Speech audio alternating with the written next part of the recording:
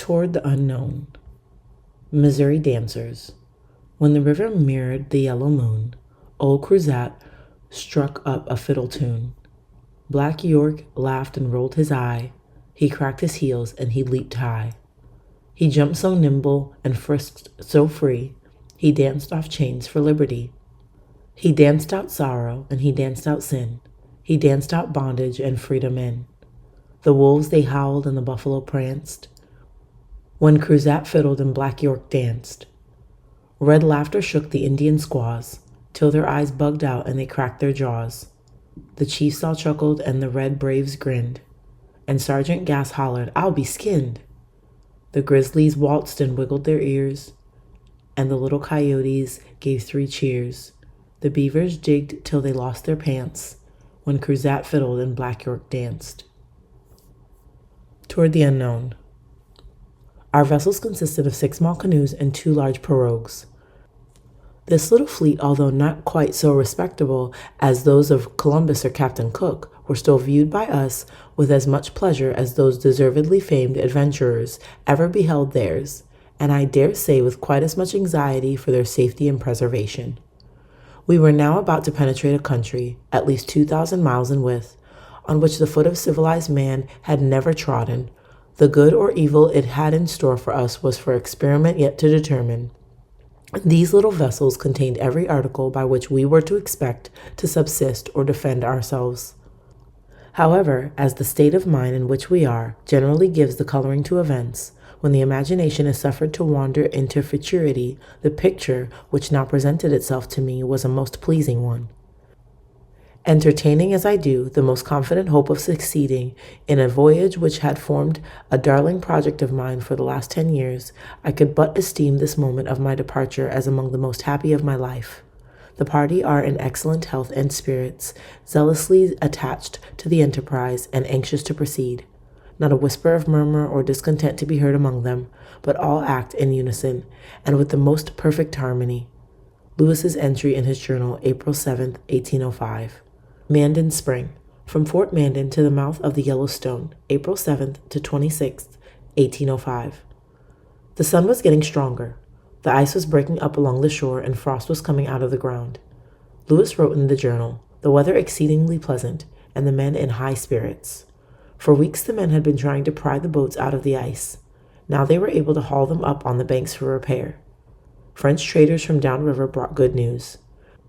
The Ricara were making an alliance with the Mandans and Minnetarees against the Sioux. The Indians were burning off the old dead grass on the prairie so that their horses and the buffalo could get at the new green that was soon coming. Men went out through the bottomland selecting trees that could be hollowed into canoes for the upriver journey. Le Bonnier, the great chief of the Minnetarees, came down to visit the fort. He was a huge one-eyed savage, known for his brutality. He had not, before this, come to see the white chiefs. When he arrived, the whole fort turned out to see him and fired off 2 shots of the cannon in his honor. He announced that if any presents had been sent to him, he had never received them. At this hint, he was presented with a medal, flag, and some gaudy ornaments. He was shown the swivel gun, air gun, and other marvels, but he still had something on his mind.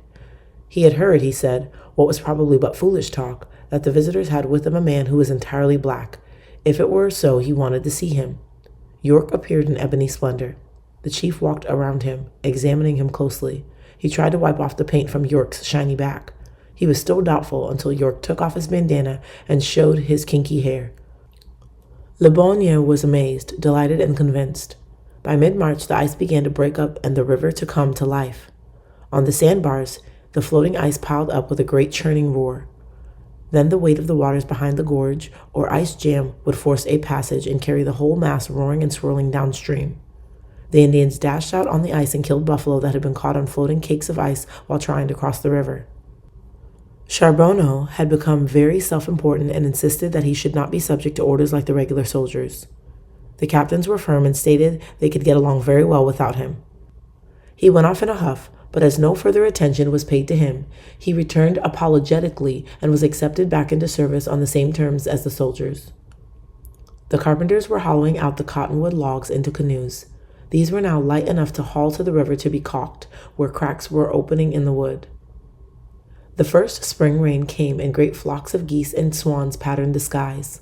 The barge was loaded for the return voyage with specimens for the president, boxes of Indian paraphernalia, animal skins, and skeletons. There were boxes of stuffed birds, snakes, and insects. There were cages containing a burrowing squirrel, a prairie hen, and 4 magpies, all very much alive. It would be an exciting day at the president's house when they arrived. Lewis sent a long letter to his mother and the joint report on the expedition to Mr. Jefferson. The soldiers scrawled found messages to their families and friends, 1,600 miles back in the States. The 2 pirogues and 6 canoes were loaded for the upriver journey. Dog Scannon was in and out everywhere, barking and wagging his tail with excitement. Sacagawea's expressionless face hid her wild delight. She was going on with the white men to find her own people. Little Baptiste, strapped to a board on her back, merely blinked and drooled at the strange new world seen from his mother's shoulder. It was early Monday morning, April 6th, when they waved farewell to the old barge as she dropped down the river on her 1,600-mile voyage to St. Louis. The men took their place in the pirogues and canoes. One after another, the little fleet pushed out against the current in the teeth of a strong west wind. They were headed toward the unknown west to find the sources of the Missouri, to cross the shining mountains, and to follow the Columbia down to the great South Sea. The Lost World, April 26, 1805. The monstrous buffalo filed down out of the carved hills, and the shaggy bulls sloshed their dripping beards in the river shallows. Along the bottomlands, great herds of elk tore off mouthfuls of the new leaves and shook their sprouting antlers. The young fawns lifted their ears curiously and gazed with their great tender eyes at the approach of the hunters. The dainty pronghorned antelope flew with incredible bounds over the long slopes of the rolling prairie, and the wolves slunk in the underbrush, watching to spring and pull down a straying buffalo calf. The ambling white bear reached into the hollow bee tree and licked the dripping honey from his paw, while the bee clan swarmed furiously around his great tawny head. So fearless were the gentle prairie grazers that they would hardly move out of the path of the invaders, who sometimes had to drive them off with sticks. The wind and water of countless seasons had carved the vast land into fantastic shapes and grotesque forms. Sculptured pinnacles towered above the river like colored dream castles of awe and wonder. The red light of sunset blazed on cliffs and walls that were streaked with bands of orange, green, and scarlet earth. The party explored up the winding Yellowstone, where it wandered into the Missouri through a treeless land that stretched out endlessly. Buried under the barren hills lay the bones of gigantic lizards who had danced under the moon millions of years before little ape-like men crept out of their smoky caves to harass the woolly mastodon. Hidden in the rocks ran rich veins of silver, copper, iron, zinc, lead, and coal. Under their feet in the sands of the river lay millions of golden nuggets. Mostly about bears, Montana, May 4th, 1805. Drewer found 11-inch footprints in the wet sand by the river. He was the undisputed king of the mountains and prairie. Every living thing that met him on the trail gave him wide and undisputed room. It was tribute to King Grizzly, the white bear, as the Indians call him on account of his tawny-colored fur. When he stood on his hind legs, he towered 8 to 10 feet. On the end of each front paw were 5 long claws that ripped like knives when driven by a blow of his terrible arm. Drewer, Coulter, and the Fields brothers had come upon him as he was looking for a bee tree in the timber and brush along the river. At the moment he was lying in an open space, and when he rose on his hind legs to inspect the strangers, 2 of the hunters fired into his massive bulk. With a guttural roar, the monster charged. The 2 hunters did not just run, they flew for their lives toward the river and shoved off in the canoe. The other 2, who had held their fire, now shot into the bear. He turned and charged after them as they made for the willows. Here they managed to hide, reload, and put several more bullets into him, but the great beast seemed indestructible. He charged after Reuben Fields and pressed so close that Fields jumped from a 20-foot bank into the river, with the great brute hurtling through the air behind him. He was swimming for the canoe, with the bear just a few feet behind him, when his brother fired from the cliff and drilled a bullet directly through the bear's head. Still green and shaky with fright, the hunters dragged the huge carcass to the shore and stripped off the heavy pelt. 7 shots had passed through the vitals. Later, Captain Lewis barely escaped a pursuing grizzly by jumping into the Missouri. Taking to the river or the nearest tree became standard practice when you ran into a white bear. Once, one of the party stumbled on a grizzly concealed in the underbrush. His frightened horse had reared violently, throwing his rider, and dashed off. The man snatched up his rifle and cracked the bear over his sensitive nose. As the dazed monster rubbed his painful member with his paws, the hunter lit out for the nearest tree. White bears cannot climb trees, so Grizzly took up his post underneath to wait for the fruit to fall. All day long the hunter sat in the tree and reflected on a misspent life. At sundown, the bear, possibly remembering that his wife expected him home for supper, ambled off. After a safe interval, the man came down, recovered his horse, and rode safely back to camp. Through the night, these monsters slunk about the camp, hoping to raid the larder, but the faithful dog Scannon, growling and bristling, kept them from venturing within the radius of the firelight. Although the men often had to jump, run, or climb for life, no one was ever actually caught by a bear. An upset. The same day that the men met their first grizzly, a sudden squall hit the pirogue like a blow and laid the sail flat on the water, where she filled within an inch of her gunwales. 3 of the men in the capsizing boat could not swim, and Sacagawea was there with her baby. In the boat were the instruments, papers, medicine, all that was vital to the expedition. As Cruzat cut the sail loose, she slowly righted. Charbonneau had dropped the rudder and was calling on the saints. Sacagawea in the stern was quickly and coolly gathering in any valuable that was floating. The men were bailing frantically. On the distant shore, Lewis and Clark fired their guns and shouted orders, but nobody heard. "Grab that rudder or I'll shoot you," howled Cruzat, furiously pointing his gun at Charbonneau. The men now manned the oars and brought the boat safely to shore. Lewis remembered the adventure with the utmost trepidation and horror. A bear hunt and a near shipwreck on May 14th marked the first anniversary of the start of the expedition. The mouth of the Marias River, June 2nd, 1805. The river water was clearer now, and through the dry, clear air they caught distant glimpses of snow-capped mountains. The creeks and rivers teemed with the industrious beaver, and on the highlands they could see herds of bighorn. Suddenly, one night, the camp was roused by Scannon's barking and a terrific rushing about in the darkness. A buffalo bull had swum the river and blundered into one of the canoes. Mad with fright, he was charging about the camp among the sleeping men, barely missing trampling on their heads. Finally, the bull rushed off into the darkness with Scannon snapping at his heels. At the foot of a high cliff, the men saw and smelled the rotting carcass of 100 buffalo. The herd had been driven over the precipice by the Indians, who had taken all the meat they could carry and left the rest to the wolves and bears. Day by day, the men toiled at the tow rope, wading waist deep in icy water.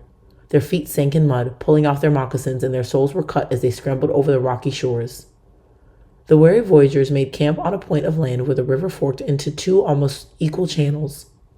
There was no signpost saying, "This way to the Missouri." The party must make a right choice if they were to reach the Pacific before winter. To the men, it was plain that the North Fork was the right one.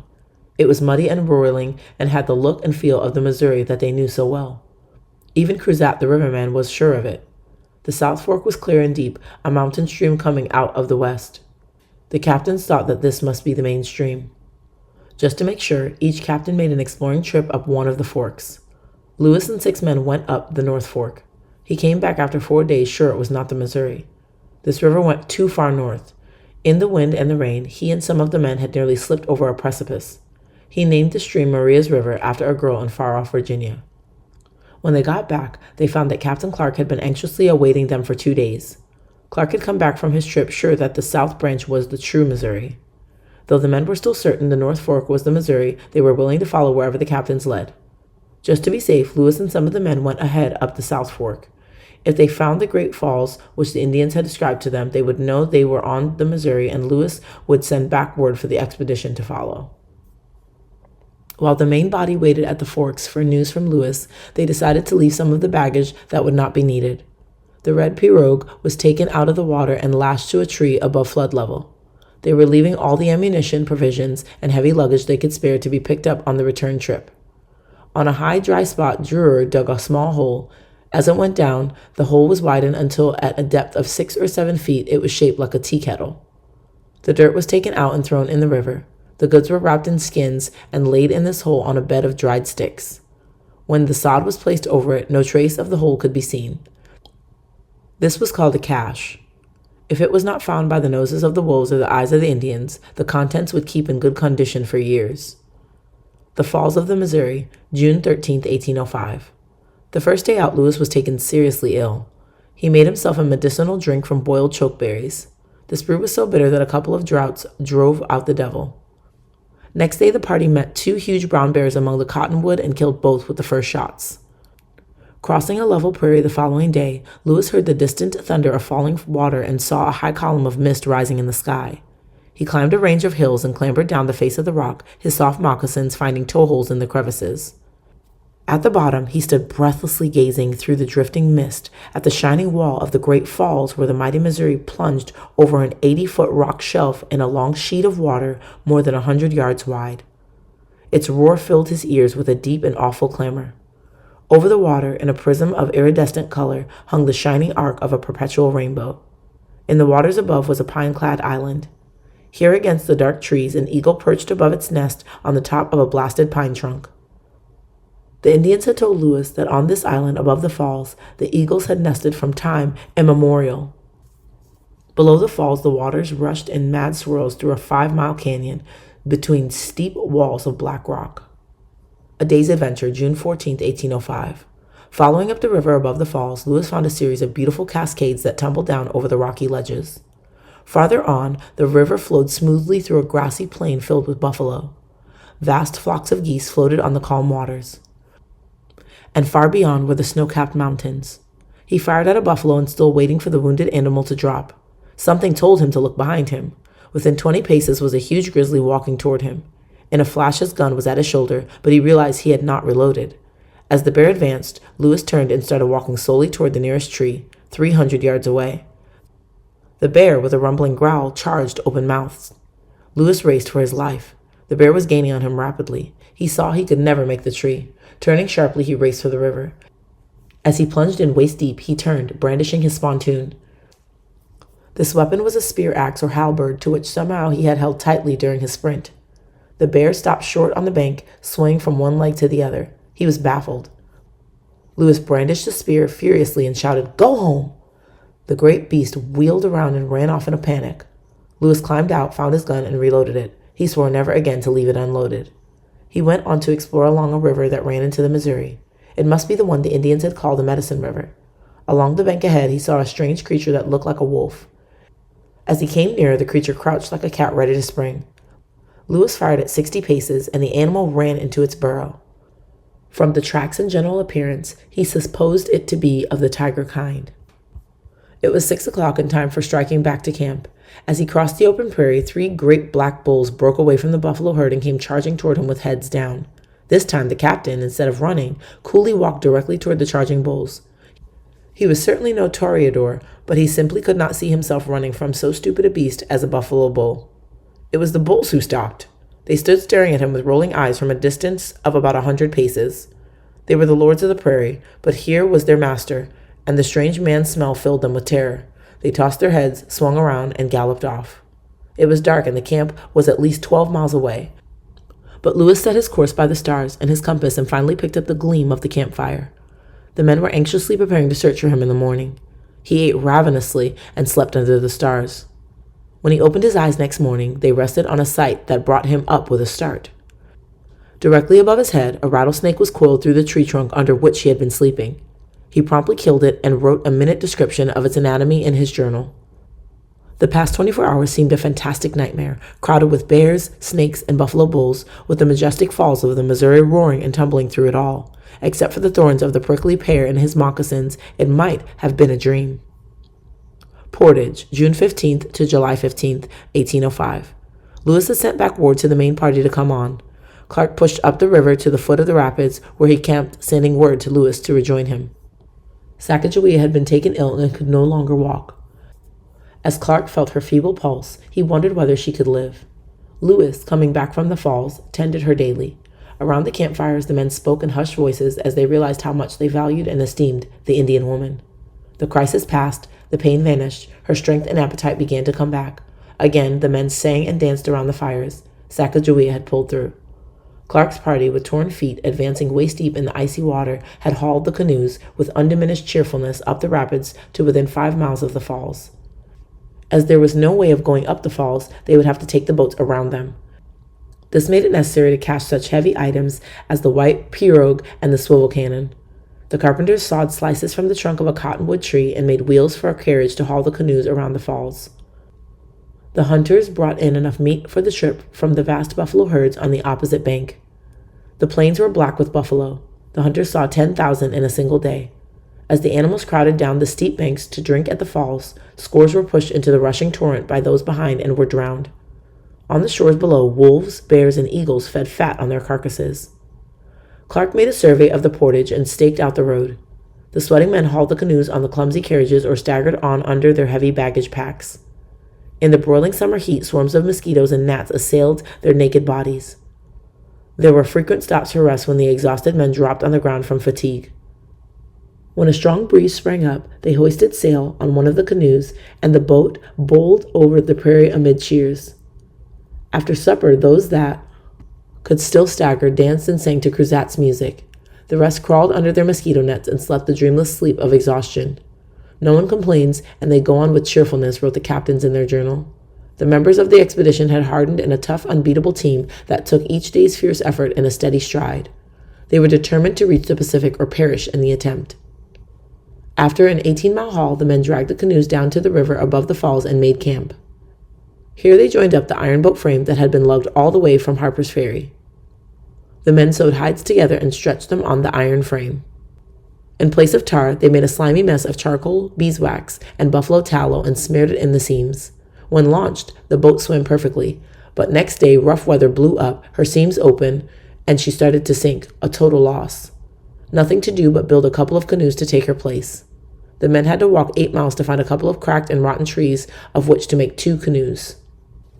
Through the clear air, they could see to the north and west the white and glistening shining mountains. From this direction, out of a cloudless sky, came strange noises like the explosions of cannons. No one knew their cause, and so they called this mysterious sound the mountain artillery.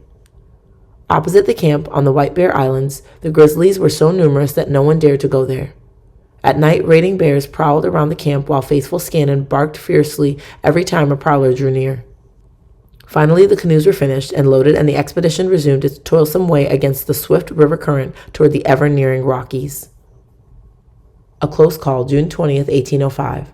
Sacagawea was so much recovered that she and little Baptiste tagged along after Charbonneau and York as they marched upstream with Captain Clark, who was making notes for his map. They had gone some distance above the falls when wind and rain suddenly came upon them. "Better scurry up to that near ravine and take shelter under the rock shelf," Clark advised. There they squatted cozy and dry as the rain poured down. Soon the rain became blinding sheets of water, then it turned to driving hail. Looking up the deep gully, Clark saw an 8-foot wall of water rushing down the ravine, carrying trees, rocks, and everything before it. Shouting to Charbonneau, he grabbed up his gun and shot pouch. Sacagawea had seized the baby, and Clark pushed her up the cliff ahead of him while the terrified Charbonneau hauled at her arm. Before they reached the top of the cliff, the water was up to Clark's waist and still rising. The stream had risen 15 feet. It was another close call. There had been many, but each time the captains had acted quickly and wisely, and disaster had passed them by. This time Clark had lost his compass and a cherished umbrella which he had persisted in carrying across the continent. Charbonneau's tomahawk and gun had gone over the falls, but the little squaw held her papoose safely to her breast. York, coming back from a buffalo hunt, found them.